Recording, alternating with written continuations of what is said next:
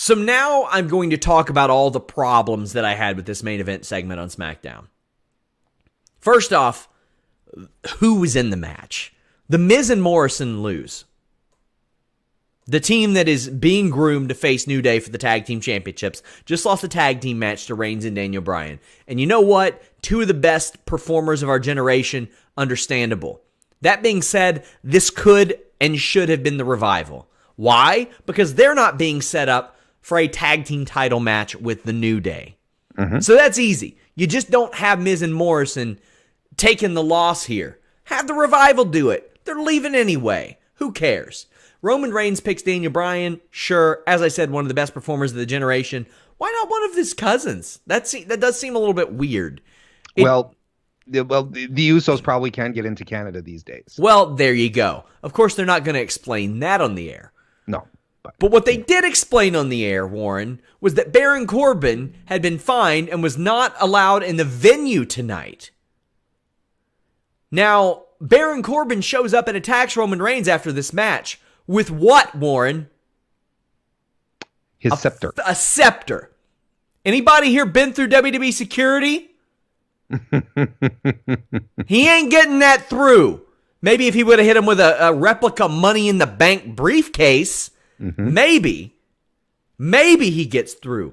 So Baron Corbin apparently bought a ticket to this show because he was banned from the venue, brought in a weapon, rolled in, security didn't stop him, attacked Roman Reigns, and joins his throne, which is awaiting him on the ramp. Keep in mind, not supposed to be at the fucking venue! It is little things like this that mount up and make you wonder, how much attention is really being paid? Did Miz and Morrison need to lose here? No. Did they need to win here? No. You don't gotta, just because I'm saying they didn't need to get beat, does not mean that I say they should beat Roman Reigns and Daniel Bryan. It could have been the Revival. And people say, well, it's not a main event. Everybody knew they were going to lose. Well, you know what? You had a really good women's championship match that kicked off the show.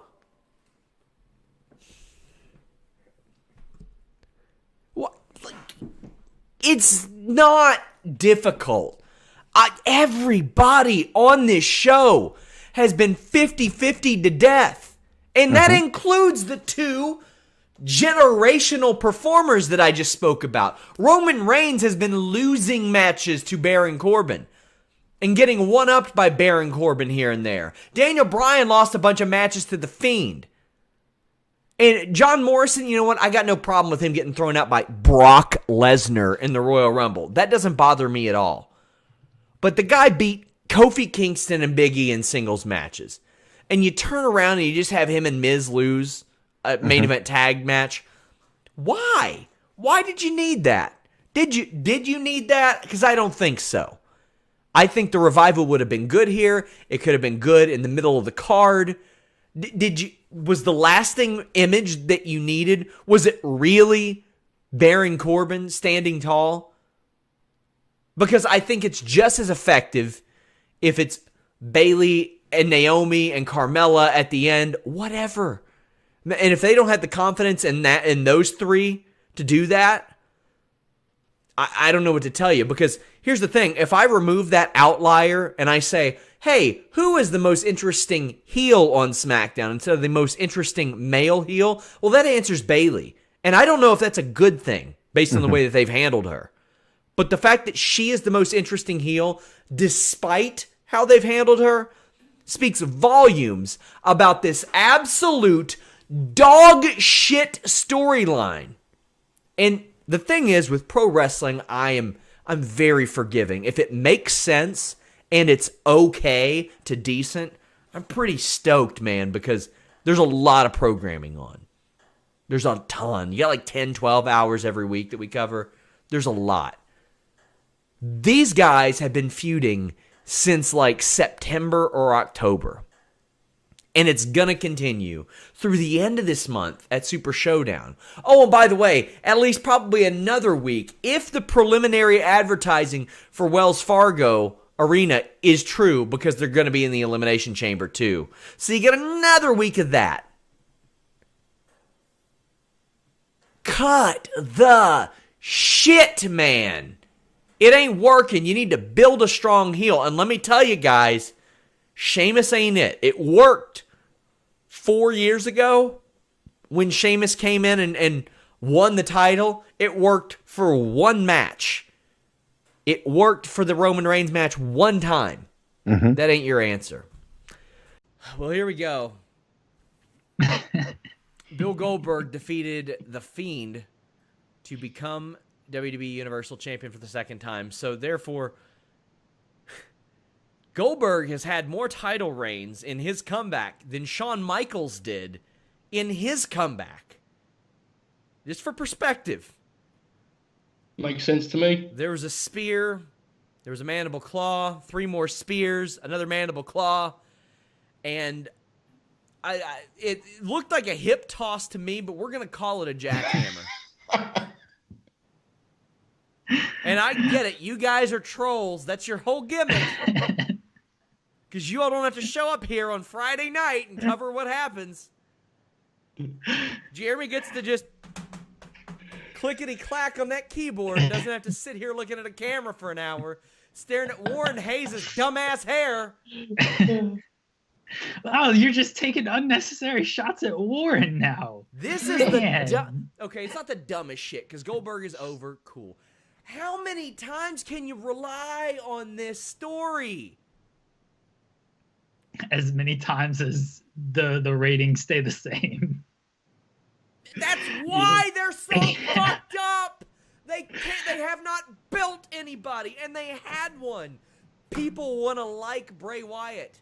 They want to like him for whatever reason, and they fucked it up like 6 months ago. They fucked it up when they put the advertisement out there, Fiend in a WWE Championship match. Oh, wow. And they didn't just go back and say, whoa. That leaked early, card subject to change. We don't have to put him up against Seth Rollins and have him eat 742 stomps. We don't got to run it back in Saudi. We don't got to do any of that. Thank you for at least saying that they screwed it up 6 months ago. People are saying like, oh, they really screwed it up by now taking the the Fiend has been long dead gone. for Yeah. months. No, they fucked him up long ago. Yes, way long ago. Like that's why I find this hilarious, though. Of like, sure, just put the title on Goldberg because the Fiend is dead already. If they wanted him to be a heel so bad, he should have been the one to beat Kofi Kingston. It should have been him. And then Brock Lesnar stays on Raw with the goddamn briefcase that he didn't need to cash in. Seth Rollins goes so goddamn paranoid that Brock Lesnar's running around with a briefcase that he gets AOP and Buddy Murphy to help him out. And he becomes a crazy psychotic dick. Then at least you have some flexibility with Brock Lesnar in the briefcase. You have maybe the Fiend gets booed. Still probably not, because he's a cool character. Was a cool character. Now he's back to being a fucking nerd who majors in audio visual. Like, that's it. And construction. He built a new fun house. He's some cross between Dr. Doolittle and Mr. Rogers talking to these animal puppets. And Tim Allen. Sure. That was super quick. He's more of an Al Borland. That's fair. He's kind of like a Wilson because he pops up and he's like, "Heidi ho, neighbors." How dare you compare him to the great Wilson? I mean, now I get it. There's gonna be a lot of people. Oh, money. Quit acting like you all are investors in WWE shitty stock right now. WWE doesn't. It's not that they can't build new stars. They won't. If Conor McGregor had lost a bunch of fights at the beginning of his UFC career, I get the feeling nobody would have given a shit about him that much.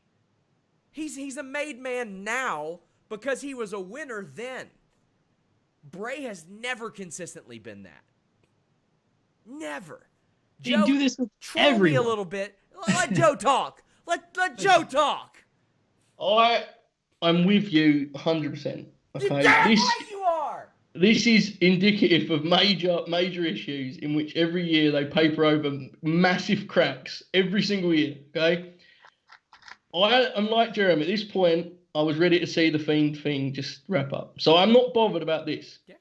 However, yes, there is a problem because there is only so many matchups of guys that were like central in the industry 10, 15, 20 years ago that you can just keep cycling through, right? Like at some point, I assume at some point this is all going to come to a head because I don't know how much longer you can do this.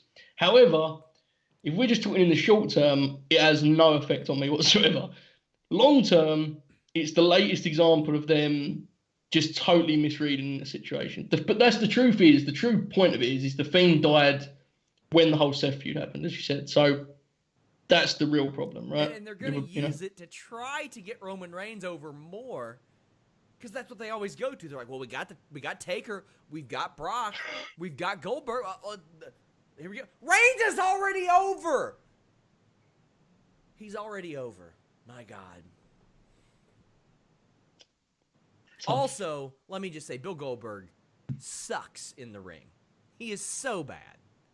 I suggested on the distraction cheap plug that he has gotten worse, and Jeremy absolutely shot me down, and he fueled me for a very positive feature. And I was watching this thinking he has definitely got worse. Yes. He is 100% declined in the last 3 years. I feel. Oh yeah. Oh, it definitely doesn't. When he runs his fucking head into doors. Did you not see how safe he was with Bray Wyatt on that jackhammer? He took a good minute to make sure he was in a good position to get him up there and make sure Bray was going to be safe.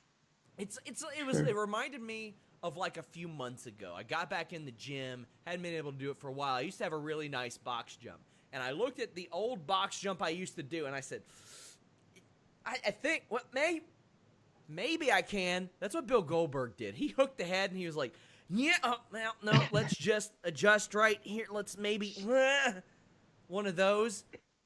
It sucked. And I mean, listen, people will call me a homer. They'll call me biased. People would at least be interested in watching Matt Riddle face Bill Goldberg, and it would develop a new star. I'm not saying that Matt Riddle should be WWE champion. I think he's a guy that never needs to win that title to be over. I think he's that level. Roman Reigns versus Bill Goldberg is a spectacle, but I don't think it's a spectacle where you need a title. It's the same shit as when Brock Lesnar faced Cain Velasquez. Brock Lesnar did not need that championship. Yeah. Brock Lesnar got his ass whipped IRL by Cain Velasquez. You've got the two most famous users of the spear right now. Run the gimmick. And then you've got The Fiend and John Cena, and everybody remembers when Bray Wyatt got beat by John Cena, and everybody kind of knew that Bray was fucked then. And John Cena could be going after his 17th world title. The story writes itself. Why do they complicate this shit so much? And it's been specifically on SmackDown of late. That's why Matt Hardy's getting the pencil.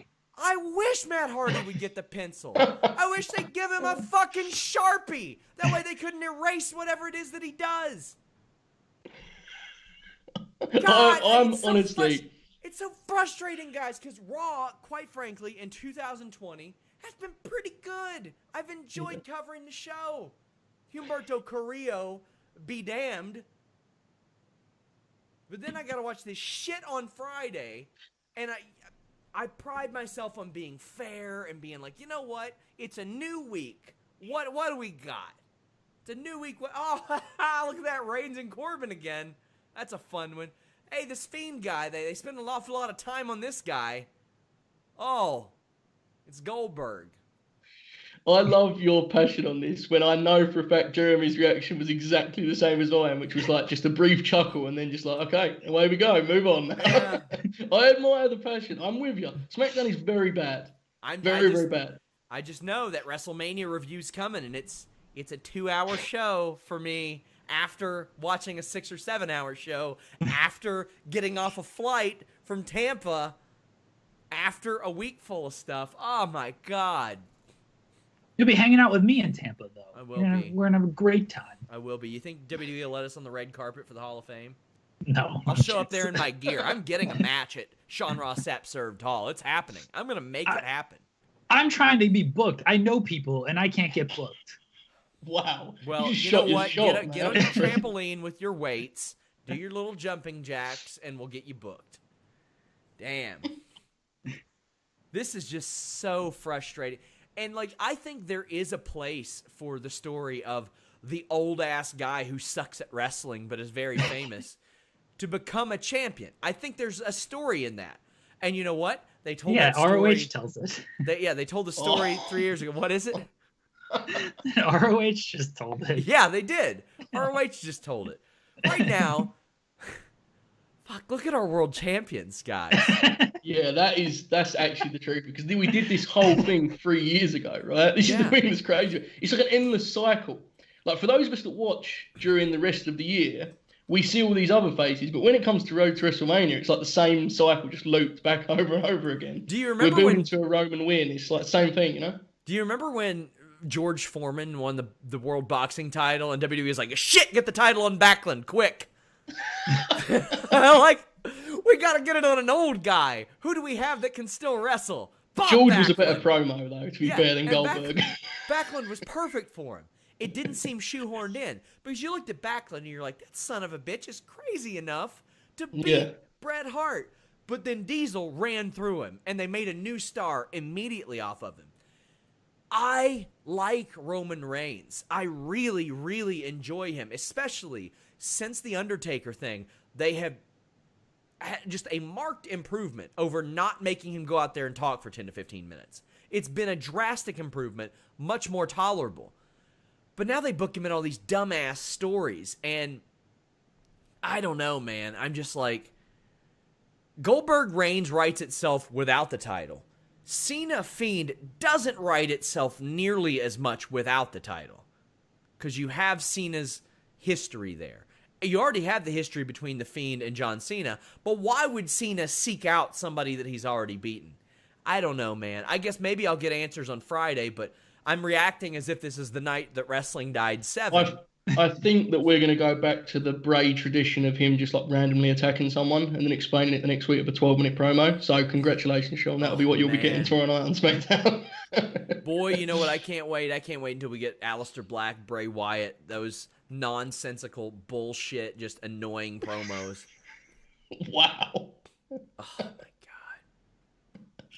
Aleister Black appears from just dark matter. That's what he said yesterday on the bump, that he's just supernatural. I didn't know this was a thing. Man, you watching the bump is a true example of your professionalism. Man. I respect that. Honestly, I do. I like a lot of the people that work on that show, but I got through about 5 minutes of them talking over each other and clapping into the mic like this, and I was like, man, I can't do it. I can't do it. And like I got quotes to write, guys. I got quotes to write. That is a good point. So right now we have PCO, 52 years old, world champion. WWE said, put it on a 53-year-old. Chris Jericho's 49, AEW champion. Brock Lesnar's like 43, I think. Oh. Wow, we're one Tim Storm roll-up away from the full.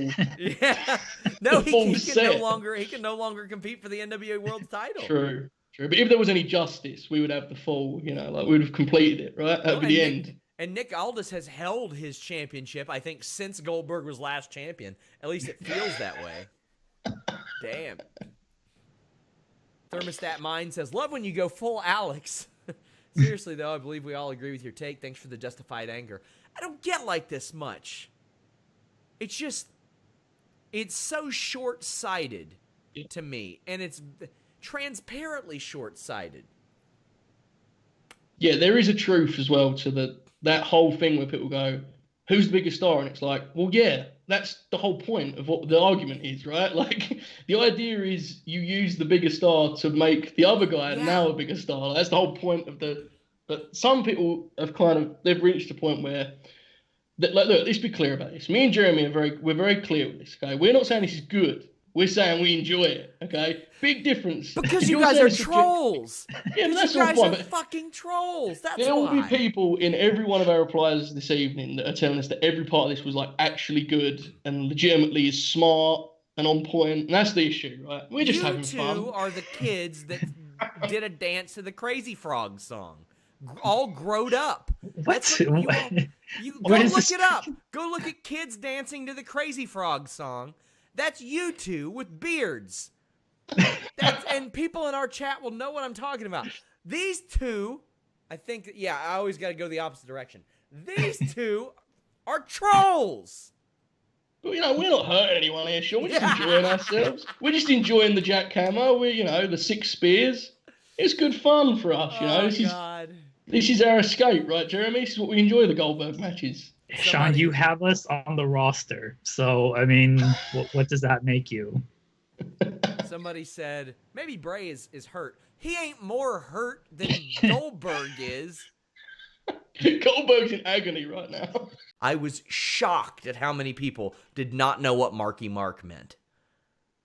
They did not know. Do you know what it means, Denise?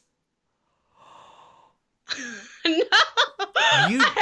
I knew that was coming. I was like, dang, I should have Googled that before. I'm so old.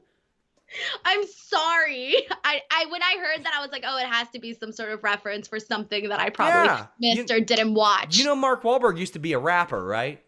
Well, no. Yes. Yes. I'm sorry. I didn't know that. Mark Wahlberg was a rapper in the early 90s. You could argue that John Cena's character, especially geographically, because Mark Wahlberg's from the Boston, Massachusetts area. Damn, man. Wow. It was largely based off of the Marky Mark character. He had a few hit songs, actually. You've never heard Good Vibrations? Well, I've heard the song, but I guess I didn't really pay much attention to that. Yeah, that's him. But no, isn't good. I think I'm probably confusing it with a different song then. You've heard this song. There's no way you have not heard Good Vibrations. Maybe you've heard Wild Side, I Need Money, You Gotta Believe, maybe. But by 92, they were cooked. Why do I feel like I'm associating that with the Beach Boys?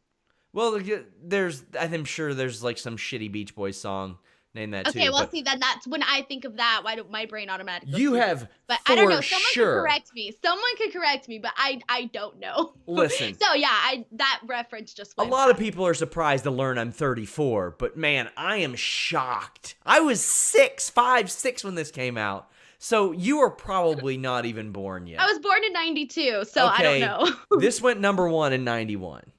But, all right, see, there you go. You can't blame me. Damn. Man. Okay, so at least I wasn't the only one. I mean, surely you know that his brother was in New Kids on the Block, right? All right, that's it. I'm done. I need to go and like. You didn't know that? You didn't know that? I did not know that. I'm sorry. I need to go and like read up on Mark Wahlberg. You work for AfterBuzz.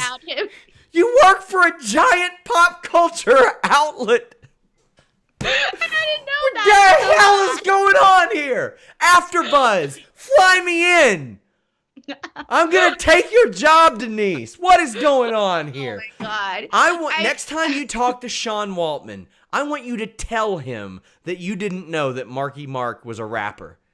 I've learned a lot of things on that podcast, and one of them was the one that like I. It's such a good vibration. Holy shit! You don't know that song? I don't know. I'm sorry. It's such a sweet sensation. Holy sh! That's for Hannah's super chat, by the way. You know, yeah, I have no comment. No comment.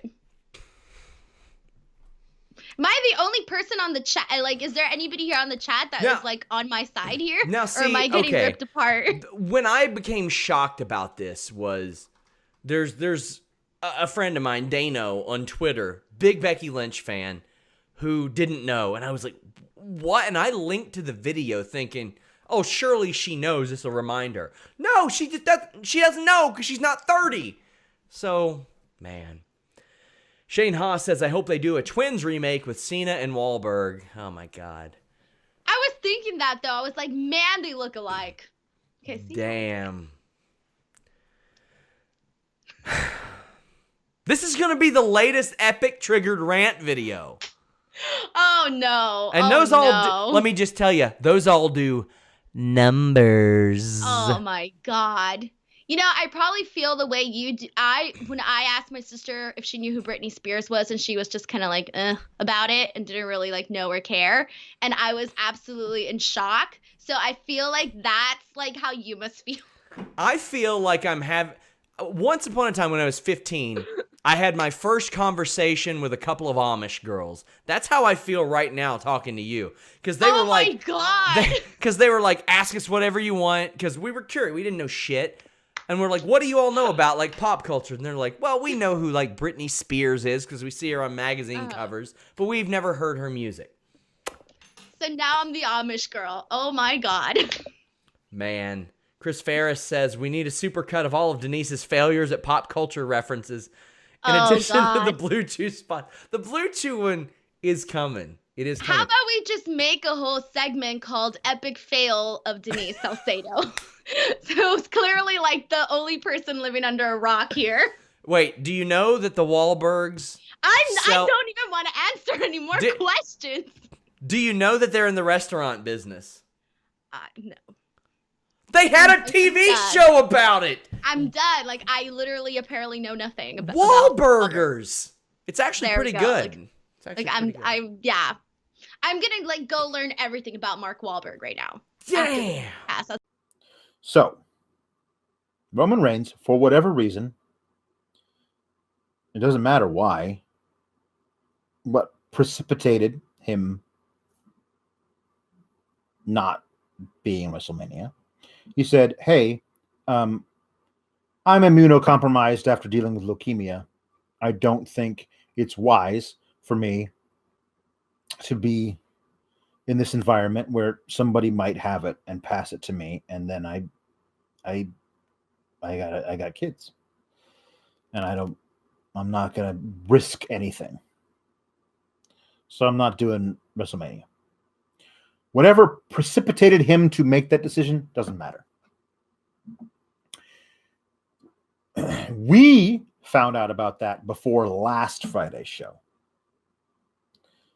They found out about it before we found out about it.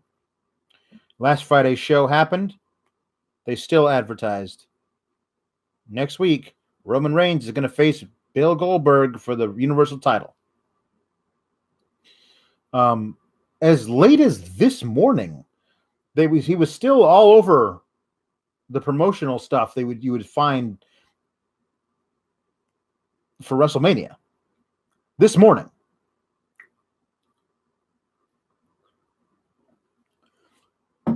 Obviously, Roman Reigns isn't going to be in the match versus Bill Goldberg. They know that. And if we're paying attention, if we're the kinds of people who are dedicated fans, we either saw the report or know somebody who saw the report and then told us Roman Reigns is out of Mania because of the coronavirus. Like, he doesn't have it, but he's worried about getting it, so he's out. So they need somebody to face Bill Goldberg. The report came out almost immediately after we found out Roman was out that Braun Strowman was in. We knew about this, again, before last week's SmackDown.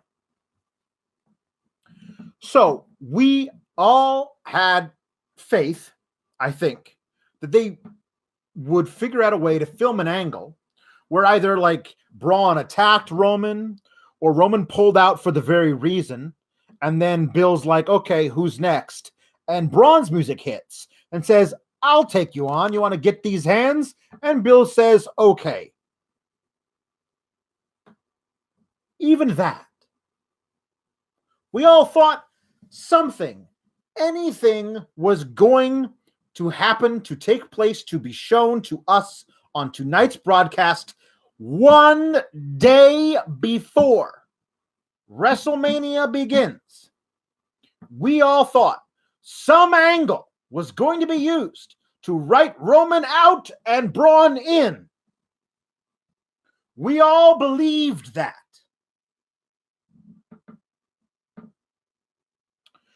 We were wrong. We were played for suckers.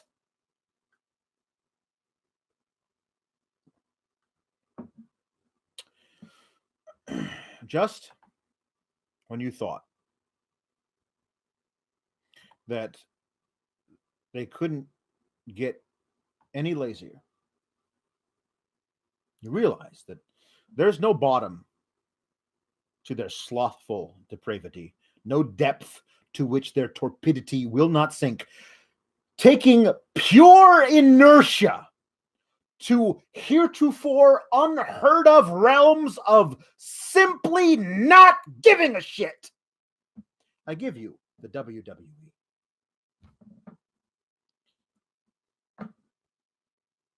Tonight, right after giving an update on Elias, who was pushed off a balcony by Baron Corbin last week, we don't know. Perhaps Elias won't even be cleared to have his match with Baron Corbin tomorrow night. And then Michael Cole says, and also tomorrow night, we know that Bill Goldberg will now be taking on Braun Strowman for the Universal Championship. And that's it. That's the announcement. That's the angle they worked. That's the angle they came up with to write out the biggest star in the fucking company out of the WrestleMania main event match with a Hall of Famer. They bring in somebody else via Stinger. That's what it's called in the biz. When they do like a little, hey, tune in tomorrow night for whatever. That's called a stinger. And that's what they did. That's how they figured out what to do about this conundrum. Well, Roman's out. We got to replace him with Braun. Okay, cool. Should we do anything? Should we write anything about why that happened? Nah. Let's not do anything at all. We'll just have Michael Cole say that Braun is now wrestling Goldberg. Should we mention that it used to be Roman who was wrestling Goldberg? Nope. Don't even mention Roman at all.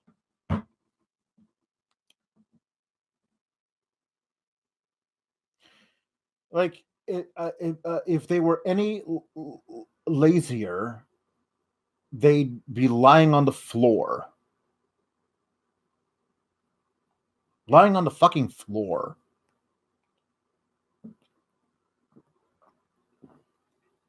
I don't think there's a floor. They live in a bottomless pit of laziness. Here's the thing. WrestleMania is for your casual fans, right?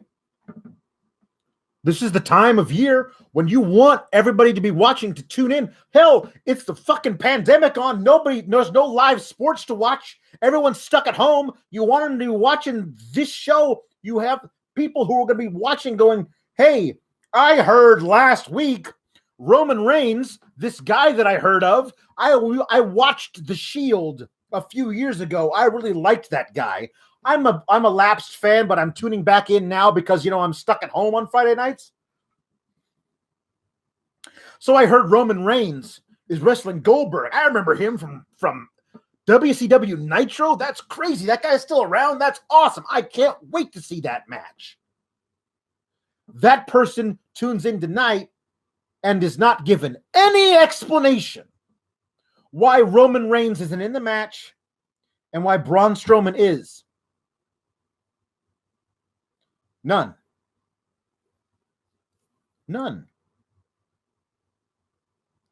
How do you think that's a... And like if that wasn't bad enough, earlier this week, Triple H gave an interview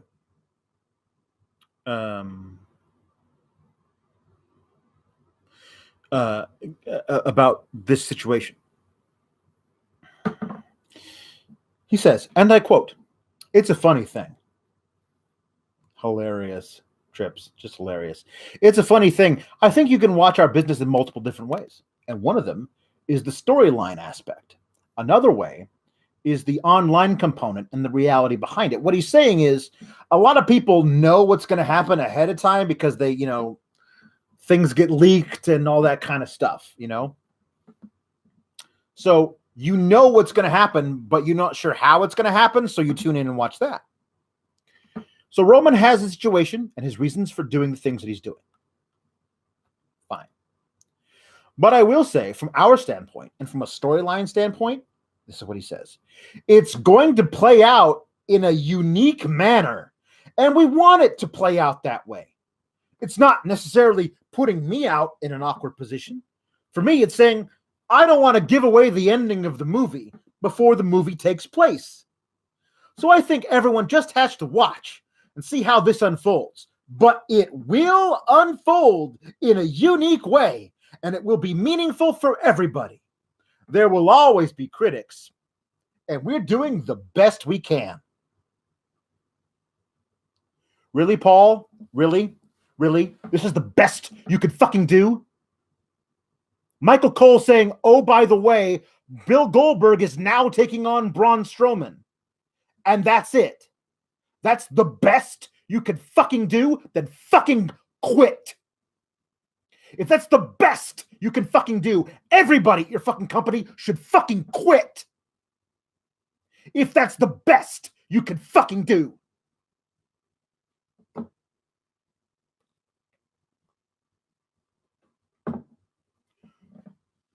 But it's not the best you can fucking do, Paul. It's not.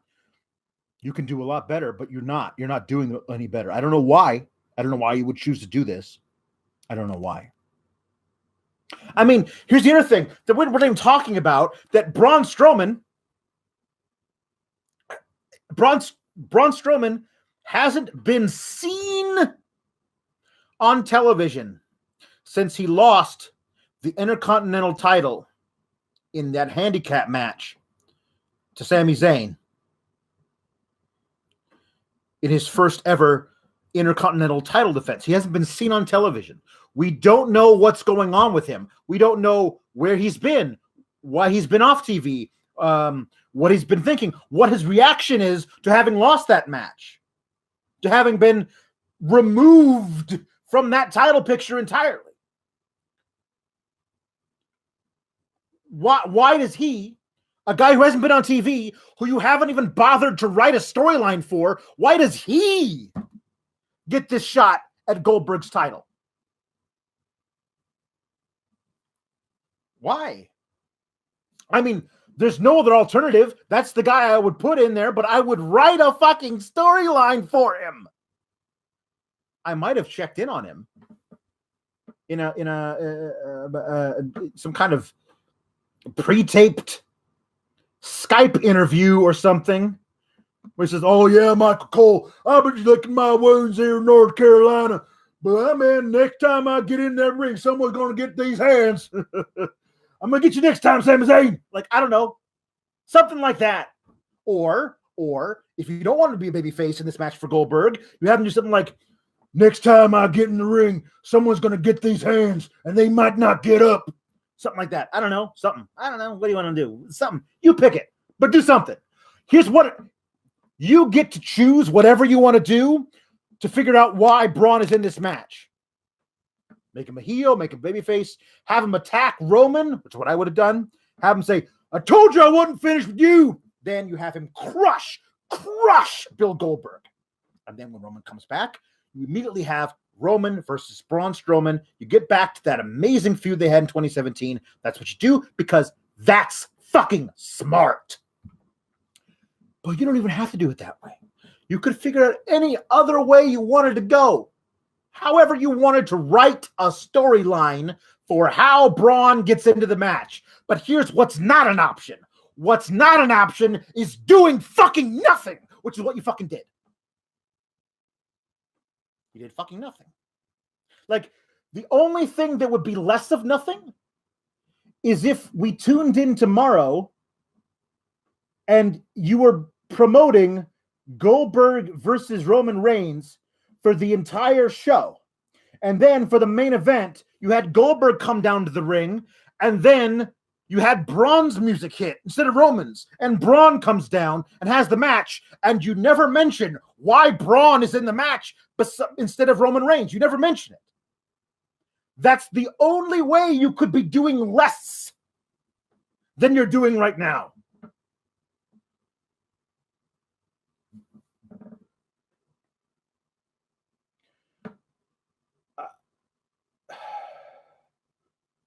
I want so badly to like this product. I want so badly to see anyone putting in any effort. I mean, I can only imagine that they filmed something, but it didn't work right with what they were. I mean, here's what I think happened. I think they filmed something that made Braun look like the baby face, like something somebody would want to cheer, and then they were like, oh no, scratch that. Actually, we want to keep the title on Goldberg for a while. Because we think there's a good chance we're not going to be able to tape shit after Mania. Not really. But maybe like once a month or something. And so we think it's better if there's no TV. We think it's better for the title to be on Goldberg, a Hall of Famer, somebody with some name recognition, rather than Braun Strowman, a guy who we've misused for several years. So, I know we taped this thing where Braun looks like a hero, and we definitely want him to win. Like Roman says, does a promo to nobody because it's an empty arena. He says, I got to pull out because of my family. I think it's best, I'm not going to do this. And then Goldberg comes out after Roman leaves and says, pussy. Something like that. Something to get him super, super over as a heel. And then Braun comes out as the conquering hero and says, I'm going to put you down, old man, because that's bullshit what you just said about Roman Reigns. And then after they filmed that, they were like, oh crap, no, we actually want Goldberg to be the good guy here, because we want people to like that he has the title, because we're going to keep the title on him. Yep. So that whole angle we wrote and shot, scrap it. What are we going to do instead? Nothing. Like, I honestly feel like that's the only if you actually wrote nothing and shot nothing, it's inexcusable. It's irredeemable if you wrote nothing and shot nothing to cover for the biggest match card change that I can even recall. To write nothing and shoot nothing, to not even mention Roman's name when you mention that Goldberg is now facing Braun Strowman. If you wrote nothing and shot nothing, I swear to fucking Christ, you should all be fired. Like I said, if this is really the best you can do, you should all fucking quit.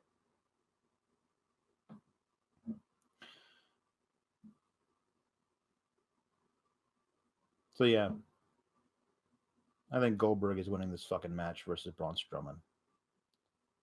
And if you thought that John Cena beating Bray Wyatt buried Bray Wyatt, just wait and see what happens when Goldberg beats Braun Strowman in less than 3 minutes, because that's as long as Goldberg can go without collapsing. You're going to have Goldberg squash Braun Strowman, and then at any point in the future, you're going to want to book Braun like a monster again. And I'm going to say to you, go fuck yourself.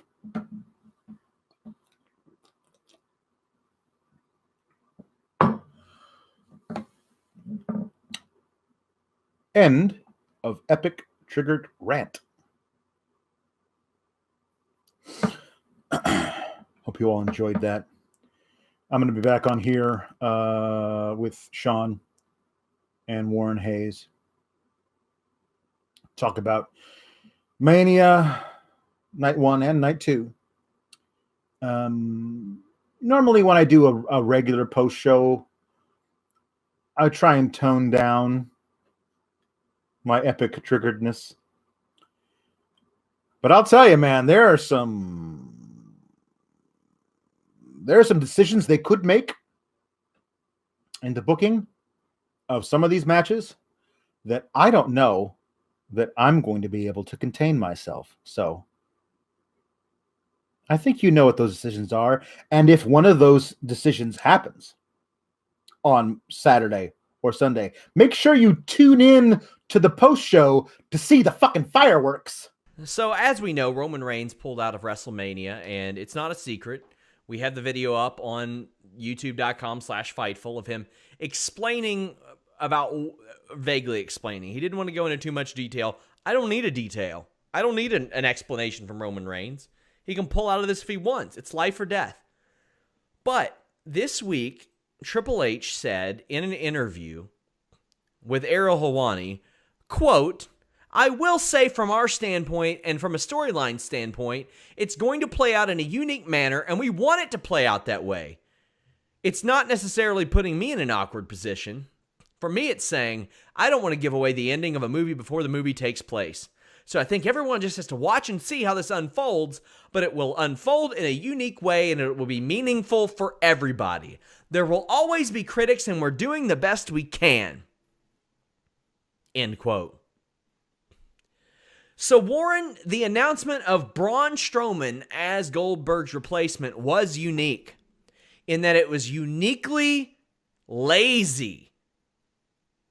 They just randomly, after bringing up Elias and Baron Corbin, snooze, say, and now Goldberg will defend against Braun Strowman. Pardon me? Unique. Unique, Warren. Now, maybe something changed, as things often do in WWE. But I had to go back. I had to rewind 7 minutes because I missed it. I've been so conditioned to tune out these graphic promos to catch up on the live blog or stats or whatever it is. I had to go back and look. And I was like, really? It was just that? And I had people saying, like, surely they aired this out of order or something. No, because Braun Strowman wasn't on the show. And it wasn't last week or the week before that. My God. You had him there to tape the match, presumably. For the love of God, just make it look like he attacked Roman or did something. This is why we go off on WWE about this stuff, because it's lazy. It's offensive how lazy it is. It's an insult to the intelligence of people, and I get it. They are backed into a corner here, and it is not an optimal situation, but you know what? Non-optimal situations happen all the time, and despite the non-optimal situation you're in, you're still having WrestleMania. So if you're going to have WrestleMania, at least think up an excuse. Warren, how do you feel about this? A couple of ways. I, of course, have no issues with Roman pulling out as well. That's fine. I don't have any necessary issues with Braun going up against Goldberg because who's your other option really on SmackDown? That's a whole other discussion. The reason why we're so wrong choice of words. The reason why we're so easily capable to find fault or get really irritated with what WWE does is because WWE, and this is something I've said multiple times, the biggest wrestling company in the world. It is a multi-billion-dollar corporation. It has hundreds of people under its employ. And I'm not just talking talent. I'm talking writers. I'm talking producers, live crew, TV people who know how to run a live event. I completely phase out any WWE staff, fan, personnel, whoever tells me we put on 8 hours of live programming a week. Yeah, but you guys have the resources to put on 8 hours of live programming a week. You have a writer's room of people who are supposed to sit down, come up with ideas, write out scripts, pass them along, have everything approved, and be ready for the show, and everything should be good. This is why we sort of lose our minds when these types of situations happen. Bear in mind, if suddenly Braun Strowman was Baron Corbin's opponent because Elias was pulled out and they announced it tonight, we wouldn't be flipping out like this. This is the Universal Championship. In the eyes of Vince McMahon, this is the top title of the company. It is currently in the hands of Bill Goldberg because they wanted a marquee match with Roman Reigns. It's not happening. But you still have to give us the marquee match. This is still a wrestling company. It's a wrestling promotion. You have to give us a main event that we are going to care about, or a whatever, even if it's not an official main event, a big title match that we'll care about. What is there to care about this? Especially since Braun hasn't been on TV since he lost the Intercontinental Championship. I mean, I'm okay with him being on WrestleMania fighting Goldberg and not Tyson Fury. You know what I mean? Don't get me wrong. And I'm glad that Braun is finally getting something to sink his teeth into at WrestleMania. Don't get me wrong. The thing here is that WWE has their back against the wall and they're not helping themselves. They're not giving themselves a chance for people to get excited about this. It's more like letting the air out of the air mattress just before you're about to jump onto it. It's just as simple as that. I was shocked at how many people did not know what Marky Mark meant. They did not know. Do you know what it means, Denise? No. I knew that was coming. I was like, dang, I should have Googled that before. I'm so old. I'm sorry. When I heard that, I was like, oh, it has to be some sort of reference for something that I probably missed or didn't watch. You know Mark Wahlberg used to be a rapper, right? Well, no. Yes. I'm sorry. I didn't know that. Mark Wahlberg was a rapper in the early 90s. You could argue that John Cena's character, especially geographically, because Mark Wahlberg is from the Boston, Massachusetts area. Damn, man. Wow. It was largely based off of the Marky Mark character. He had a few hit songs, actually. You've never heard Good Vibrations? Well, I've heard the song, but I guess I didn't really pay much attention to that. Yeah, that's him. But no, isn't good. I think I'm probably confusing it with a different song then. You've heard this song. There's no way you have not heard Good Vibrations. Maybe you've heard Wild Side, I Need Money, You Gotta Believe, maybe. But by 92, they were cooked. Why do I feel like I'm associating that with the Beach Boys? Well, I'm sure there's like some shitty Beach Boys song named that too. Okay, well, see, then that's when I think of that. Why don't my brain automatically? You have, but I don't know. Someone could correct me. Someone could correct me, but I don't know. Listen. So yeah, that reference just went a lot of people are surprised to learn I'm 34, but man, I am shocked. I was 5, 6 when this came out. So you were probably not even born yet. I was born in 92, so okay, I don't know. This went number 1 in 91. But, all right, see, there you go. You can't blame me. Damn. Man. Okay, so at least I wasn't the only one. I mean, surely you know that his brother was in New Kids on the Block, right? All right, that's it. I'm done. I need to go and You didn't know that? You didn't know that? I did not know that. I'm sorry.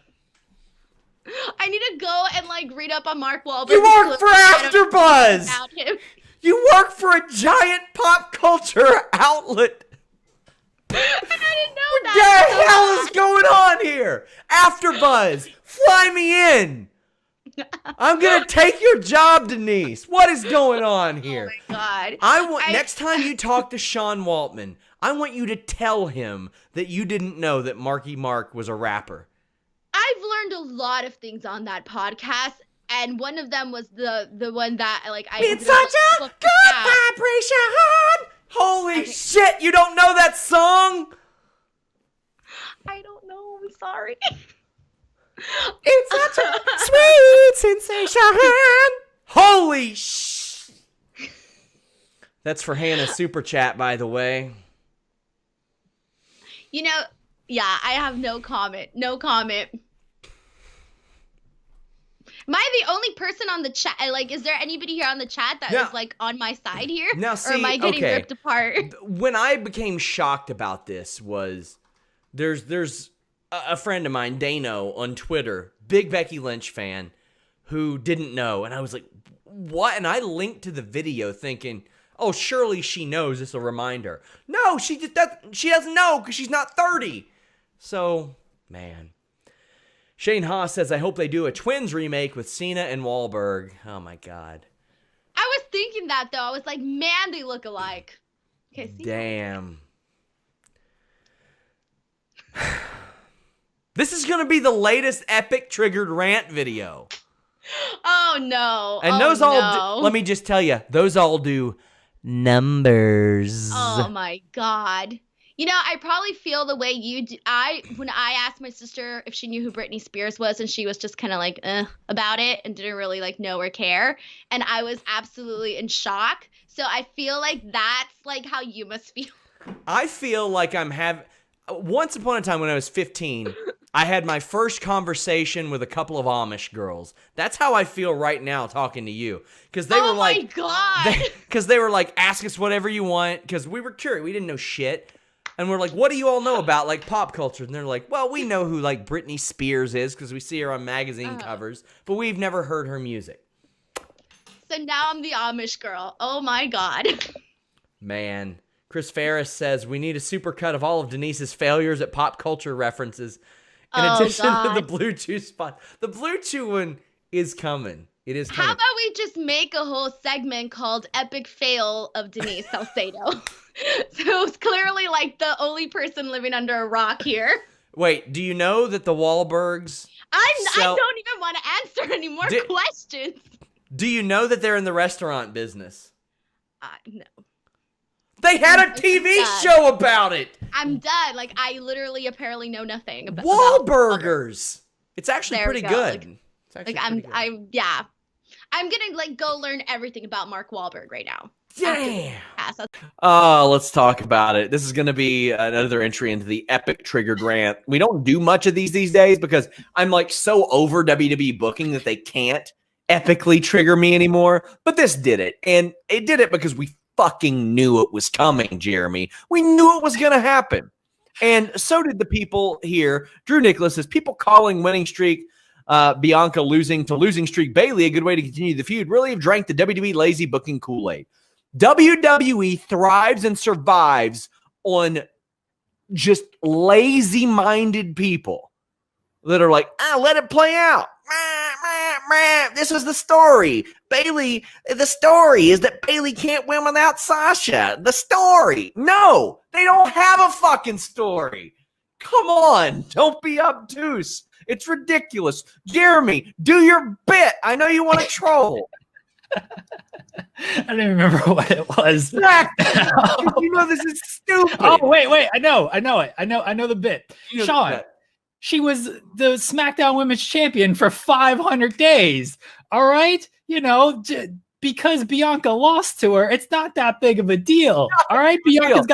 Bianca's winning. What's her biggest win, Sean? Zelina Vega? Is that her biggest win? That's who she's beaten. Bailey was a Sam Roberts champion. Sound like Sam Roberts, like making sense of this. And bless Sam. I love Sam Roberts, but man, that was come on now. Bailey lost to Natalya clean a few weeks ago.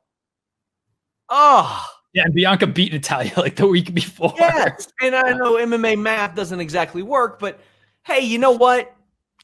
Bailey's not won a match before tonight since August. Since August. It is so stupid. It is so frustrating. It is just so creatively bankrupt to do this shit.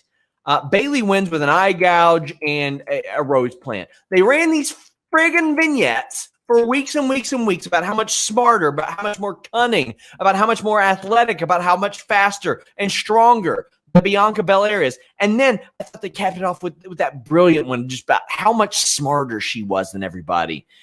And then she gets hit with the old eye gouge and the rose plant, and whoosh, she had not been pinned since she had been on the main roster. And that's more impressive than it sounds because, unfortunately, WWE, as creatively bankrupt as they are, what they love to do is, oh, you know what? This person has high upside. We don't want to beat them. So instead of having them win matches on TV weekly, we just take them off TV because they don't trust themselves to go 2 weeks without fucking up booking.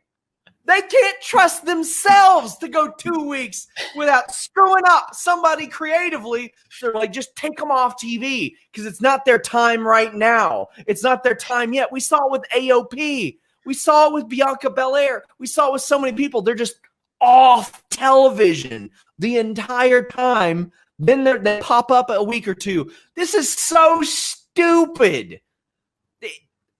Bayley got no wins to build up to this feud. So now Bianca Belair loses to woman who had historic title run, couldn't win lately.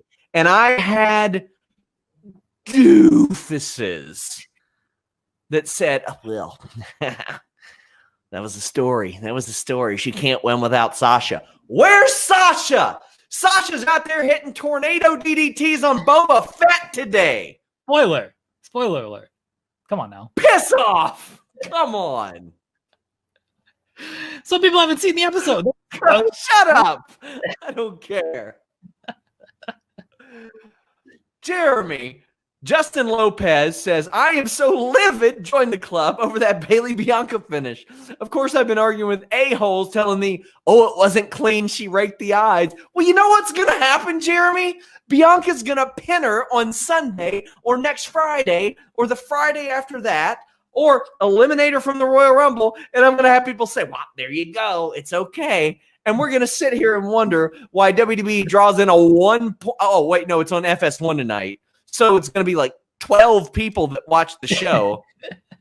And there will be some people that tell me, Jeremy, oh, it doesn't matter. Nobody watched that show. It was on FS1. It doesn't count. Come on.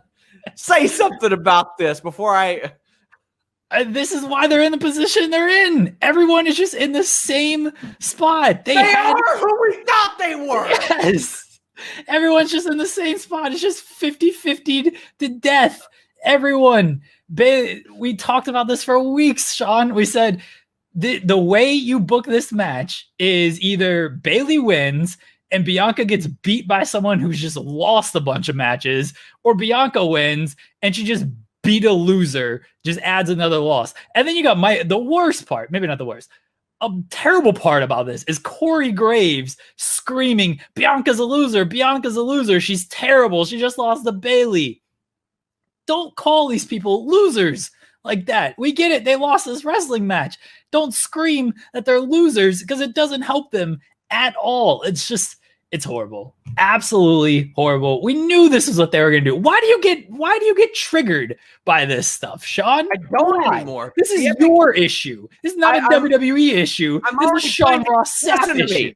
I already putting together the Epic Triggered Rant 2020 compilation. Last year it was like 20 clips. This year it's like 5, and one of them is a 20-minute Alex rant. I'm so over it. There's nothing left.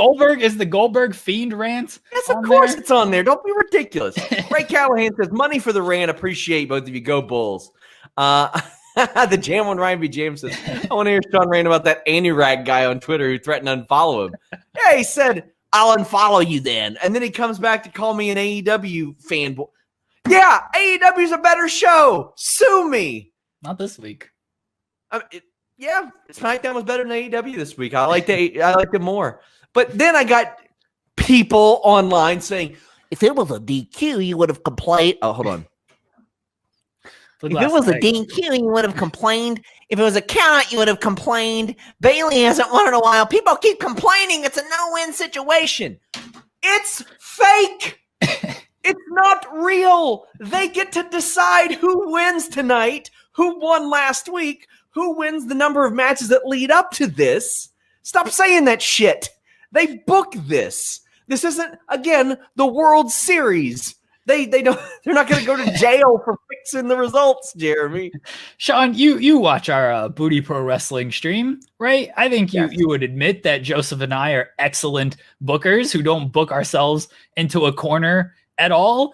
You can put people in different positions and make people shine here. You do not have to have Bayley lose for 6 months before she loses this match. You don't even have to do this match, Sean. That's a dirty secret right there. They didn't have to do this match at all. They could have done this match later when they've built them up to more wins. They don't have to book the stuff that they do. They just do it because they're bankrupt creatively, and they're just like, we're just gonna run the same matches out there for 5 months. You're right, we're gonna get Bayley and Bianca. It's either gonna be added to the pre-show at 5 p.m. on Sunday, or they're gonna do it next week, and Bianca will probably win, and people are like, see, she won clean. Bayley tried to cheat. Bianca outsmarted her. She's the smartest. It's all good. And then they're going to do a third match, and they're going to do a fourth match, and a fifth match, and a sixth match, and they're just going to keep doing these matches until they just decide, now's the time. This is the last time ever. That's how they end feuds now, Sean. You can rip a man's eye out. That's not the end of the feud. You end the feud by saying 3 hours before the show, last time ever. And then the feud's over. That's how they book everything, Sean. Oh, man.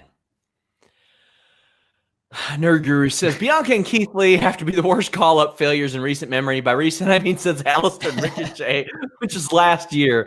Yikes. They had Alistair go on a year-long winning streak, and they didn't mention it. They accidentally gave this guy a one-year winning streak, and they didn't do anything with it. They just forgot. They were like, oh, yeah, we've got something. We're all right on him, so we're going to keep him winning. We're not going to have him lose, but, oh, wait, we're Heyman's fired? Oh, yeah, piss off, Alistair. And now he's off TV because, get this, Jeremy, they don't want to bury him, so they take him off TV. That is, so when you mentioned that earlier of like their way to not 50-50 people is just keep them off of television. Like only one person can just stand tall the entire time. You can't just build up multiple people. That seems kind of difficult now. You can't have multiple people winning. So instead of that, we'll just keep you off television so people forget about you, bring you back, have you win, and then eventually beat you. By the way, how sad was Kevin Owens talking about Aleister Black, putting him over? You could tell he felt bad for this man. Yeah.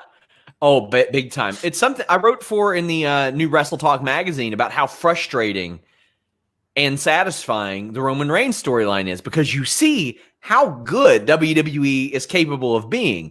But throughout this year, we saw the build of Drew McIntyre and him being protected up until around WrestleMania. And then he faced dorks all summer. And around that time, we got Edge and Orton. And because there are no crowds, we did not get all you people promos. So that was good. And then when Edge got hurt, we started to see Sasha and Bayley get layers and layers and layers. And we're like, damn, that's really cool.